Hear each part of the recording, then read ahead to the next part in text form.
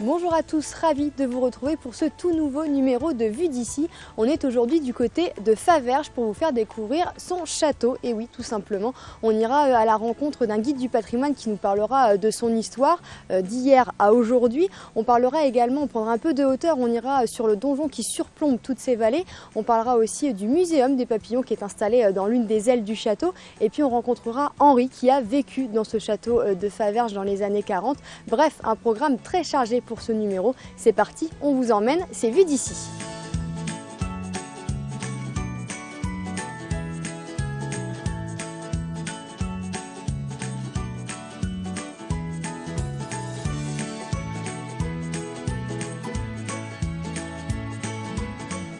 On prend donc un petit peu de hauteur pour ce tout début d'émission avec vous, Alain. Bonjour. Bonjour. Alors on est au donjon, ici, dans la tour du château. Quand est-ce qu'elle a été construite déjà? C'est la première tour qui a été construite sur le domaine, là où on va se trouver un peu dans l'émission. Alors sur ce site, on pense que c'est la première construction en dur, tout au moins. Peut-être qu'il y avait quelque chose en bois avant, par rapport à Berléon de Faverges. Donc 1112. Par contre, la construction de cette tour, c'est 13e siècle. À quoi elle servait cette tour au départ, quand elle a été construite? C'est une tour de guet, tout simplement. Donc les gens ne pouvaient pas habiter à l'intérieur. C'est 8 mètres de diamètre à l'extérieur, des murs de 2 mètres d'épaisseur. Donc vous voyez ce qui reste pour habiter, donc c'est pas habitable. C'est simplement une tour de guet, puis surtout un symbole du Seigneur. Donc il fallait faire une tour pour montrer un petit peu sa puissance. On retrouvera un peu le similaire avec les églises, avec le clocher, bien entendu, qui domine l'édifice. Alors justement, parce que cette tour, on a une vue à 360 degrés sur toute la vallée. Qu'est-ce qu'on voit exactement de cette tour? Alors, ce qui est intéressant, on domine la ville, d'une part, et d'autre part, on peut surveiller les 3 vallées qui arrivent ici. Celle qui provient donc du Genevois, d'Annecy, entre autres, une route qui partait en direction de Tamier et qui permettait de rejoindre la Maurienne, et puis une autre qui partait donc en direction du Gine et qui permettait d'accéder au Beaufortin ou au Val d'Arly. C'est-à-dire que c'était un passage obligé pour l'époque médiévale. À cette époque-ci, on ne voyait que ça et c'était un passage C'est un carrefour un peu, et puis donc où transbahutait un petit peu donc diverses denrées. Entre autres, par exemple, on était le sel, qui est une denrée importante pour la conservation des aliments. Alors effectivement, on avait des mines de sel à Salins, à côté de Moutier. Donc le sel, il fallait ensuite le diffuser un peu partout. On a le fer, qui était important pour l'industrie, et donc en général, soit le minerai provenait de la Sambuie, toute proche, mais les gisements sont relativement modestes. Par contre, donc, la grande production, c'était les urtières, à l'entrée de la Maurienne. Et cette tour, elle a survécu avec le temps. Comment ça s'est passé, son évolution depuis le XIIIe siècle? Donc, elle a été plus ou moins utilisée. Donc, disons d'emblée que le château n'a jamais été attaqué. Donc, elle n'a pas servi à grand-chose au niveau de la défense. Par contre, effectivement, elle a été symbolique. Elle était ici, sur place. Et nous, on n'a jamais pu rentrer quand on était jeunes dans cette tour. Elle était fermée. Donc, voilà. Elle a été rouverte quand, en fait? Elle a été réouverte donc, au moment de la rénovation du classement de la tour, en 1988. Et ensuite, donc, il y a eu une rénovation de cette partie-là, avec l'installation d'un escalier intérieur en métal, alors qu'à l'origine, c'était des escaliers en bois qui n'étaient pas tellement fiables. Donc voilà pourquoi les gens n'entraient pas à l'intérieur de cette tour. Et vous venez de le dire, elle a été classée, cette tour, c'est ça? Elle a été classée en 1988, si ma mémoire est bonne. Ce qui a permis du coup quand même en partie sa rénovation aussi, ce classement. Voilà. Ça aide d'avoir ce classement. Effectivement, le classement permet donc d'avoir un financement des monuments historiques, entre autres. Ensuite, donc, il y a un financement aussi du Conseil général et de la région, en général, qui suit aussi derrière, pour rénover donc, les édifices classés. Et alors c'est la plateforme où on se trouve qui est très récente aussi. Alors la plateforme où l'on se trouve matérialise plus ou moins ce qu'on appelle dans la construction militaire médiévale, donc le our. Mais un our était complètement fermé. Toutes les parties là, c'était en bois avec des petits volets qui se levaient. Et là, par contre, elle est restée ouverte pour avoir une vue panoramique à 360 degrés. Il y a beaucoup de visiteurs qui viennent chaque année. Il y a à peu près, donc c'est ouvert pratiquement tous les jours, 2 mois l'été, donc juillet-août. Il y a à peu près 2000 visiteurs, 2000... Alors, sur la rénovation, il y a cette plateforme et il y a aussi, vous avez réussi à conserver le clocher de ce Alors, donc, il y avait donjon. l'épi de fêtage, on appelle ça, donc, qui était dessus, donc qui était récupéré et qui est présenté dans une salle au-dessous. C'est le patrimoine que vous avez réussi à garder de Voilà, l'ancien temps. voilà, autrement, tout partait, bien entendu, à la décharge. Alors, il y a beaucoup de marches à monter pour arriver jusqu'en Voilà. haut, 144, je crois. Je crois que c'est quelque ça, chose comme oui. Et il y a tout au long de la montée, il y a les blasons, c'est ça aussi? Alors, les blasons, donc, identifient les familles qui se sont succédées à l'intérieur du château. Hein. Il y en a eu beaucoup? Alors, donc, on va retrouver les Faverges, hein, au départ. Ensuite, on va trouver les Luxembourg, la maison de Savoie, les Luxembourg, ensuite les Millets, qui vont rester le plus longtemps, et ensuite la ville, donc l'écusson de la ville qui est présent aussi. Très bien. Eh ben, on va redescendre de cette tour parce Voilà. qu'il fait un petit peu froid. On va aller se Ça réchauffer chauffe, un petit là, peu en ça bas. décoiffe. C'est ça. Et on va parler du reste de l'histoire du château. Allez, c'est parti. On y va. On descend. On y va.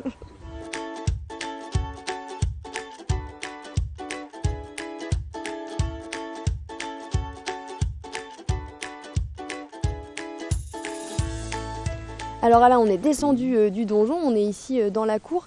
Ce château, il a évolué pas mal avec le temps. Expliquez-moi un petit peu.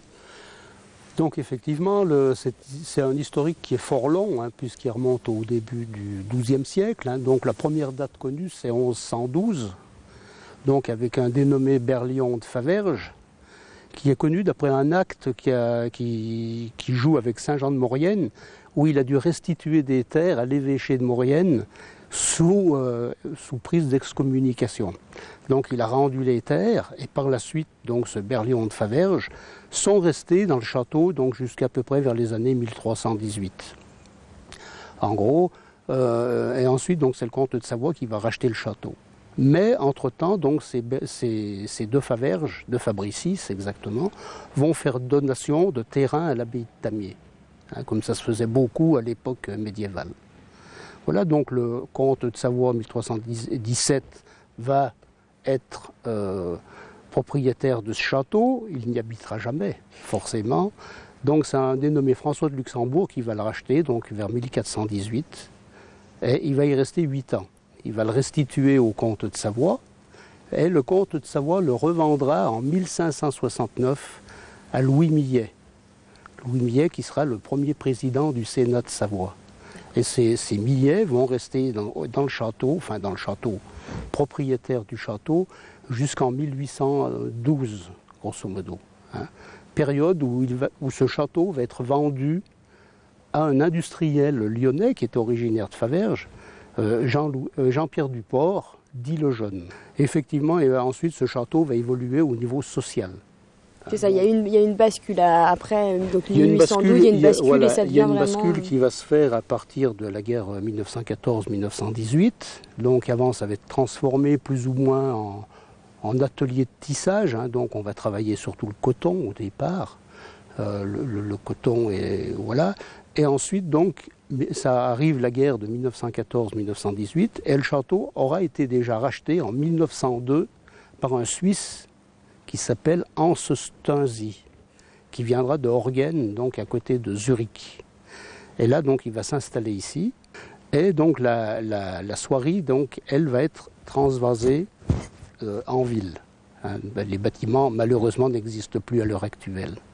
Et puis, donc, la guerre 14-18 est, sur demande du gouvernement belge, va instituer ici, donc, un hôpital militaire belge. Donc il va fonctionner de 1918 à 1919. À peu près 350 militaires vont venir ici et être hébergés pour être soignés. Par contre, il y aura des décès forcément. Donc on compte à peu près 25 décès donc, parmi ces militaires. C'est une histoire qui est peu connue finalement, cet hôpital belge. Voilà, C'est un peu c'est confidentiel finalement. Alors on a eu très peu de renseignements sur ça, donc, mais là on a réussi quand même à recadrer un petit peu tout ça. Donc ensuite ça va redevenir à l'état civil, si je puis dire. Donc 1922, Stünzi va inaugurer ici donc, ce qu'il va appeler donc, le château ouvrier. pour héberger simplement donc, des ouvrières qui travaillaient la soirée au pied du château. Alors pourquoi il a institué cette construction? Parce qu'il y avait des personnes qui venaient d'un peu partout, de Pologne, d'Allemagne, etc., d'Espagne et autres. Donc voilà, ces filles étaient hébergées ici. Du coup, c'était un dortoir, un réfectoire, il y avait de tout, il y avait tout, il y avait bibliothèque, il y avait dentiste, il y avait médecin, il y avait tout quoi. C'était l'internat comme on connaît actuellement au lycée. Exactement. Alors tous les matins, donc, elle descendait par la montée du château, donc pour se rendre au travail, elle remontait le soir. Ensuite donc arrive la guerre 39-45, et là effectivement, donc, comme c'était propriété suisse, la Croix-Rouge suisse va installer donc une colonie. Et cette colonie va fonctionner donc jusqu'à la fin de la guerre. Et surtout l'intérêt, c'est qu'elle va héberger des enfants juifs dont les parents étaient déportés, donc ils vont être mis ici. Alors voilà, donc là c'est une histoire qu'on a appris il y a fort peu de temps aussi. Et comment ça se fait que c'est resté confidentiel cette histoire? C'est une période récente, personne n'en parlait. Et donc les enfants allaient à l'école, étaient scolarisés donc à l'école primaire de Faverges. Et sur les registres de l'école, effectivement, on retrouve leur nom.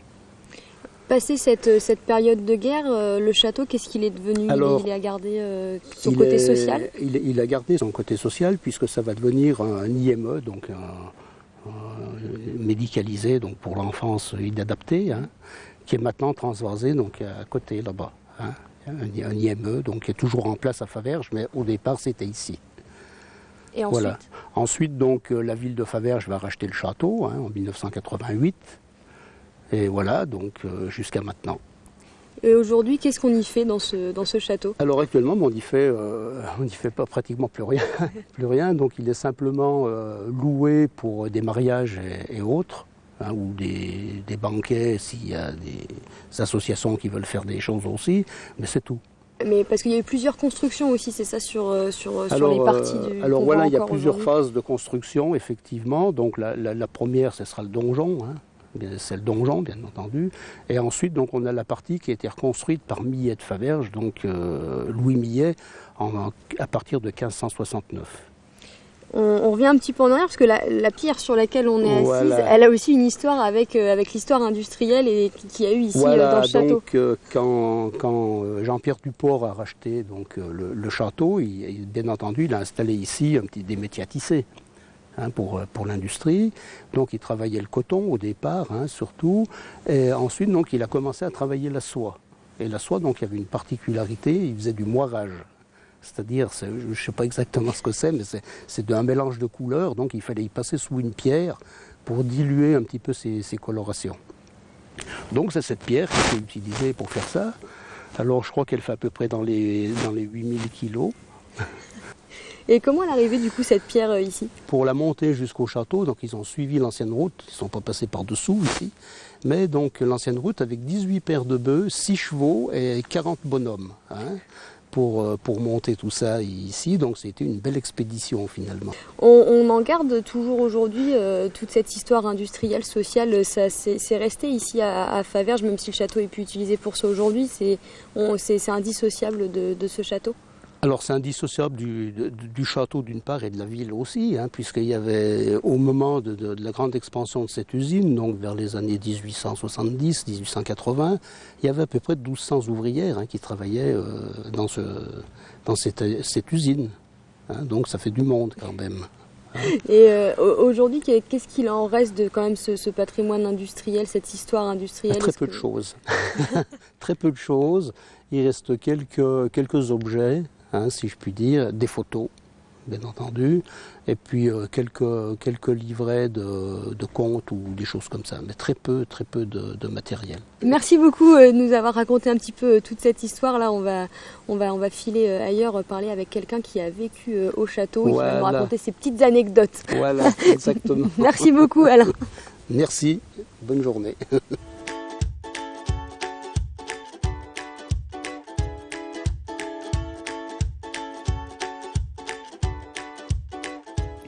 Alors Henri, on est un petit peu chez vous, ici. Un tout petit peu, oui. Vous avez habité dans ce château combien de temps et en quelle année? Alors nous sommes arrivés en 1940 jusqu'en 1961. Pourquoi est-ce que vous êtes arrivé ici dans ce château? Alors, mon papa était jardinier, employé par l'usine Stanzi, et il a été embauché pour être jardinier ici. Alors comment ça s'est passé ces années ici au château? J'ai trouvé que c'était très bien, une bonne ambiance, un peu à l'écart, mais c'était très très bien. Vous avez des anecdotes, j'imagine, un petit peu. Oui. Parce que vous étiez là à quelle période pour recontextualiser? C'était Alors, au début, c'était la colonie de la Croix-Rouge suisse. Et il y avait énormément, une centaine d'enfants d'origines diverses, aussi bien des juifs que des gens qui venaient de Paris ou d'autres régions. Alors, du coup, pendant cette période, ça se passait comment? Vous jouiez avec ces enfants? Comment ça se passait? Moi, j'étais très souvent avec les jeunes, ce qui était un peu normal, parce que mes parents ne me laissaient pas trop descendre en ville, et ils préféraient que je sois là avec les jeunes. Alors tout à l'heure, on discutait avant de préparer l'émission. Vous m'avez raconté une petite anecdote quand des Allemands ont essayé de débarquer un petit peu ici. Voilà. Je pense que c'était des Allemands et ils sont arrivés près du portail qui n'existe plus maintenant, et la directrice s'est précipitée, peut-on dire, vers eux à discuter et ils n'ont pas eu l'autorisation d'entrer. Je pense que c'était un territoire suisse, c'est pour cela. Ça a été une période, alors vous étiez jeune, mais c'est une période qui vous a marqué? Oui, ça m'a marqué parce que j'ai trouvé qu'on a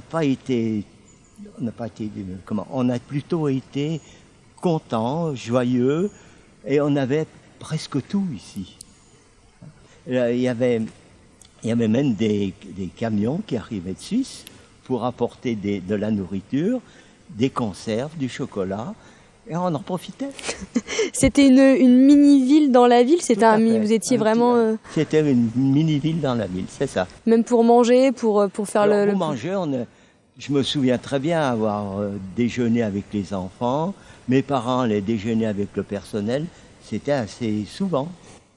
Aujourd'hui, vous avez gardé, maintenant beaucoup d'années plus tard, vous êtes toujours attaché à ce château et à son histoire? Oui. J'aimerais bien que le château reste chez nous, reste à Faverges. Vous avez fait partie de l'association, vous faites toujours partie d'ailleurs ou pas de l'association qui s'occupe du donjon, des visites? Vous êtes... Oui, à titre minime quand même. Mais je fais partie des Amis du Faverges. C'est important? Oui, très. Pourquoi c'est important de... Parce qu'il nous parle de ce qui s'est passé, la conservation de ce qui a été trouvé. Voilà, c'est important de connaître d'où on vient. Alors ce qu'on n'a pas dit, c'est vous avez habité juste là, c'est ça? Oui, là-bas, sous le porche. Sous le porche. Oui, sous le porche. Vous aviez vu sur la cour? Même pas, non. On avait plutôt la vue sur Faverges. Ah, c'était sympa. De l'autre côté, voilà. Eh ben, merci beaucoup Henri de nous avoir parlé de chez vous, un petit peu, ce château. Et puis nous, on va filer direction le muséum des papillons parce que ça a été réhabilité. Merci beaucoup de nous avoir parlé de vos souvenirs. Moi, ça m'a fait plaisir.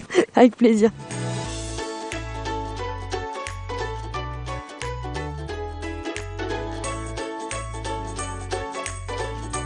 On est donc ici dans le Muséum des Papillons avec vous, Ulrich. Bonjour. Bonjour. Alors vous êtes donc le gérant et créateur de ce muséum. Là, Oui. on vient de visiter un peu le château. Comment vous êtes arrivé déjà vous dans ce château ici à Faverges pour ce musée?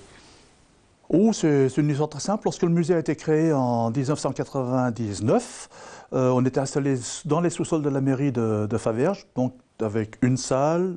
L'emplacement était un peu juste pour présenter les collections.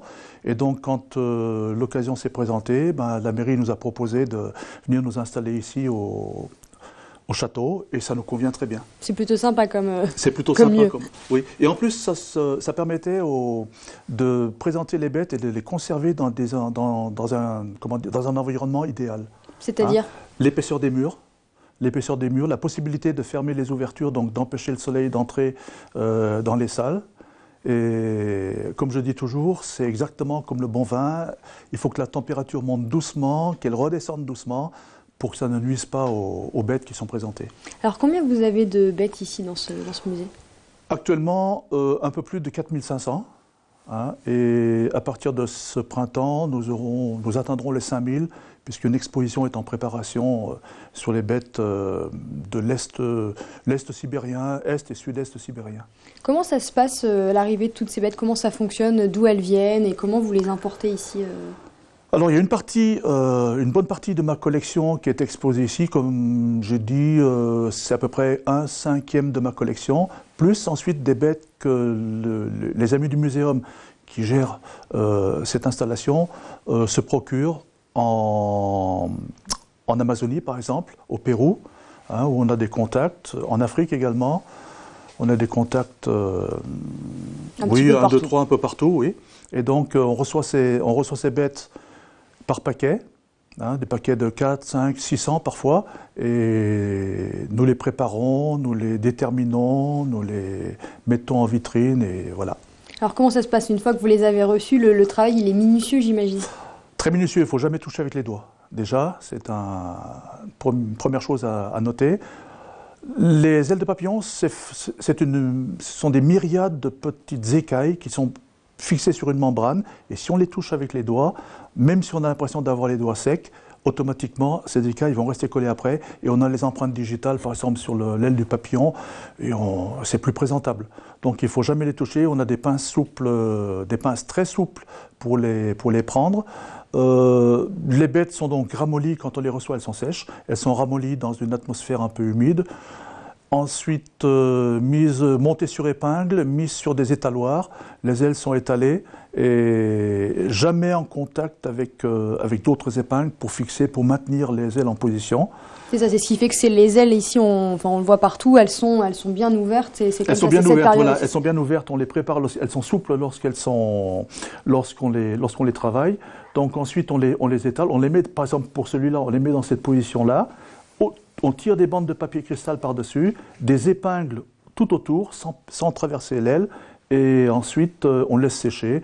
Un papillon comme celui-là, il faut compter à peu près, allez, pour être vraiment tranquille, 1 semaine de séchage. Et après, au niveau de la conservation, une fois qu'elles sont derrière ces vitrines, comment ça se passe? Est-ce que c'est possible que ça se détériore ou qu'il y ait des parasites, ce genre de choses? Voilà, alors se détériorer, ça pourrait, mais vous voyez, ici on a des spots lumineux avec des filtres anti-UV. Donc ces filtres anti-UV préservent déjà les ailes des papillons, les collections de toute influence des ultraviolets. Et par contre, ce qu'il y a, c'est qu'il peut y avoir des parasites qui s'introduisent dans les vitrines, et ça, on n'y peut malheureusement pas grand-chose, hein, puisque ce sont des petits coléoptères qui s'appellent des arthrènes, et qui pondent sur le corps du papillon, par exemple en période de séchage, lorsqu'on fait sécher sur l'étaloir, et ils peuvent éclore des années après. Donc tout à coup, on découvre qu'on a un parasite dans la vitrine, et bon, il faut traiter. Alors soit on traite par la chaleur, soit on traite par le froid, hein, congélateur par exemple, ou alors on met des produits. Nous on met de l'essence de myrban, et jusqu'à présent ça s'est toujours montré efficace. Ça fonctionne plutôt bien. Pardon? Ça fonctionne plutôt bien. Ça fonctionne plutôt bien, oui. Alors vous collectionnez, mais vous chassez aussi vous-même, on va dire. Ah oui, vous récoltez. Je récolte, voilà, c'est de la chasse. Hein. Moi, j'emploie le terme de récolter, mais c'est vraiment un jeu de mots. Effectivement, je chasse, donc je parcours un petit peu tous les pays, hein, où il y a des choses intéressantes à voir. L'Italie, l'Espagne, la France, évidemment. Je suis allé jusqu'en Turquie, en Scandinavie, tout en haut en Laponie. Et bon, on allie un petit peu le plaisir du voyage au plaisir de récolter, puis d'essayer de découvrir de nouvelles espèces. Voilà. Donc, dans certains pays, on n'a pas le droit de chasser. C'est le cas, par exemple, en Allemagne, c'est le cas en Autriche également. On peut obtenir des autorisations. C'est parfois difficile parce qu'il faut justifier pourquoi on souhaite prélever telle ou telle espèce. En Espagne, on peut facilement obtenir des autorisations. Les autorités sont assez cool à ce niveau-là. En France, la chasse est libre, sauf bien sûr pour les espèces qui sont protégées. Donc là, on n'a pas le droit de toucher. Et En Turquie aussi, la chasse est totalement interdite et là c'est extrêmement difficile d'obtenir des autorisations de chasse. Alors on a oublié de dire, vous avez beaucoup d'espèces sous vitrine, vous avez quelques espèces vivantes aussi. Quelques espèces vivantes, oui. Bon, des phasmes essentiellement. Et bon, ça c'est un petit peu pour le fun, pour les groupes scolaires quand ils viennent, quand on peut sortir un grand phasme, le mettre sur la main des enfants, faire un petit concours de courage auprès des enfants. Ouais. Et merci beaucoup en tout cas de nous avoir un petit peu présenté toute cette collection. Je vous en prie. Il ne faut pas oublier de dire, donc quand on vient visiter le donjon, on vient aussi visiter le muséum avec ses papiers. Et inversement. Et inversement, on fait les deux, l'un ne va pas sans l'autre. Non. Merci beaucoup Ulrich. Je vous en prie, merci à vous.